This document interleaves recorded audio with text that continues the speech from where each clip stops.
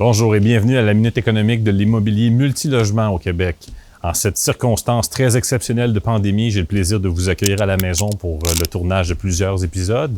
Mon nom est Christian Bordelot, je suis CFO chez MREX.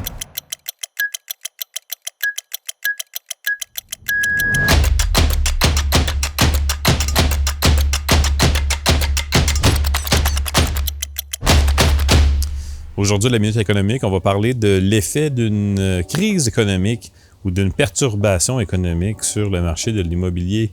Évidemment, le tout dans le contexte de ce qu'on vit avec la COVID. Donc, qu'est-ce qui se produit lorsqu'on a une crise économique? Donc, tout d'abord, il y a différents types de crises économiques et il y a différents types d'interventions de politique publique pendant ces crises économiques-là. Ce qu'il faut comprendre, c'est que l'intervention de politique publique va avoir un effet sur évidemment ce qui se passe au niveau économique et ça va être très, très important. Donc, souvent, on va entendre parler peut-être des gens qui suivent ça attentivement de ce qu'on appelle le quantitative easing. On va parler de toutes sortes de programmes, d'injection de capitaux, des garanties de prêts. Actuellement, dans le cadre de la COVID, on voit beaucoup de ça. Donc, il y a eu des injections pour aider finalement le crédit à rester très fluide, à rester liquide.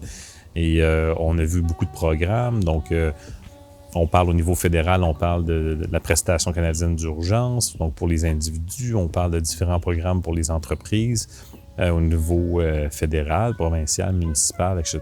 La crise et l'intervention, évidemment, c'est ce qui va faire... on pourrait penser peut-être à quelqu'un qui s'est blessé, pour peut-être les gens qui ont besoin de quelque chose d'un petit peu plus imagé.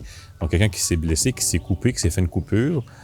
Donc, on peut mettre évidemment un bandage par-dessus, on peut mettre un pansement et ça va avoir finalement un effet sur combien de temps finalement le saignement va perdurer. Donc, la crise économique est une espèce de saignement, si on veut, de l'économie et on peut intervenir pour finalement arrêter ce saignement-là.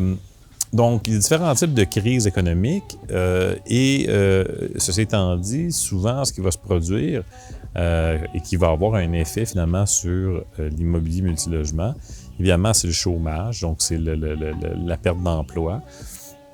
Donc, au niveau de la CHL, lorsqu'on regarde les données et tout ça, donc la perte d'emploi, le divorce sont des facteurs très importants au niveau de l'assurance, finalement, de la SCHL, ce qui veut dire que lorsque la SCHL intervient, c'est parce qu'il y a eu un défaut de paiement au niveau de la banque.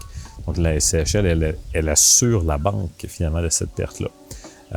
Donc, les pertes d'emploi, on le sait actuellement avec la crise économique, on a beaucoup de pertes d'emploi. Donc, on a un chômage qui est très, très, très élevé. Et qu'est-ce qui se passe à ce moment-là? C'est que la plupart des gens qui possédaient des propriétés résidentielles, donc par exemple des maisons ou des condos, etc. Donc, ce sont des gens qui sont à risque finalement de perdre ces propriétés-là. Si tant est qu'ils perdent ces propriétés, les gens vont devoir louer ensuite un appartement. Donc, souvent, lorsqu'on a des crises économiques, on a un déplacement finalement des clientèles qui vont finalement sortir du marché résidentiel et qui vont venir finalement dans le marché du multirésidentiel. Donc, d'une certaine façon, les crises économiques peuvent être bonnes pour le secteur du multirésidentiel. Lorsqu'on pense à une crise comme la COVID qui a duré un certain temps et qui risque de se poursuivre encore pendant plusieurs mois, il est fort à parier que malgré tous les programmes qui ont été mis en place, il y aura certains déplacements de clientèle. Évidemment, il y a beaucoup de programmes qui ont été mis en place. Donc, plusieurs personnes vont être capables d'attendre finalement que l'économie reprenne, qu'on les rappelle pour leur emploi. Ce qui est particulier avec la crise de la COVID, c'est qu'elle est artificielle. Donc, l'économie a été fermée artificiellement par le gouvernement, ce qui veut dire qu'à partir du moment où l'économie va réouvrir, plusieurs des emplois qui ont été perdus vont tout simplement redébuter et les gens vont être rappelés finalement pour venir occuper ces emplois-là. Plusieurs personnes vont tout simplement récupérer les emplois qu'ils avaient quittés et l'économie peut ainsi redémarrer beaucoup plus rapidement.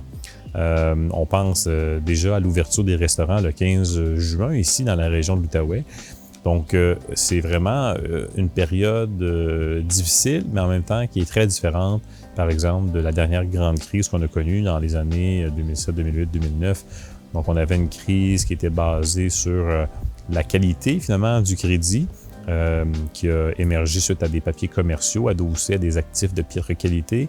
Il y a eu toutes sortes de problèmes avec ces actifs-là, donc beaucoup ensuite d'insécurité dans les marchés financiers, ce qui a retardé finalement la reprise, qui s'est tout de même, malgré toutes les circonstances, qui s'est tout de même quand même déroulé assez rapidement, parce que déjà au milieu des années 2010, ça allait très très bien. Donc, reste néanmoins là, qu'ici, la COVID, c'est quelque chose qui est très différent de cette dernière crise-là. Donc, on peut espérer une reprise quand même rapide, mais si tant est qu'il y a des dommages, ce ne sont pas vraiment des dommages qui vont se produire au niveau de la clientèle multirésidentielle.